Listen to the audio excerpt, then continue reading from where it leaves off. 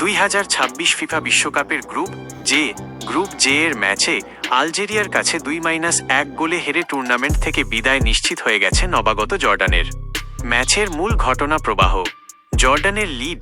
ম্যাচের 36তম মিনিটে জর্ডানকে চমকপ্রদ 1 গোল করে এগিয়ে দেন নিজার আল রাশদান। এটি ছিল বিশ্বকাপে জর্ডানের ইতিহাস প্রথম গোল, যা তাদের প্রথমার্ধে 1-0 ব্যবধানে এগিয়ে রাখে। আলজেরিয়ার প্রত্যাবর্তন। দ্বিতীয়ার্ধে দারুণভাবে ঘুরে দাঁড়ায় আলজেরিয়া। 69তম মিনিটে রিয়াদ মাহরেজের কর্নার থেকে বদলি খেলোয়াড় নাধির বেনবুয়ালি চমৎকার হেডে গোল করে সমতা ফেরান। জয়সূচক গোল। এরপর ম্যাচের 82তম মিনিটে আরেকটি কর্নার থেকে তৈরি হওয়া জটলা থেকে আলজেরিয়ার ফরোয়ার্ড আমিন গুইরি দলের পক্ষে জয়সূচক দ্বিতীয় গোলটি করেন।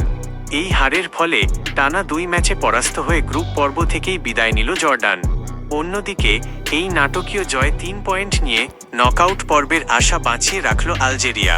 গ্রুপ জে থেকে বর্তমান বিশ্ব চ্যাম্পিয়ন আর্জেন্টিনা ইতিমধ্যেই নকআউট পর্ব নিশ্চিত করেছে।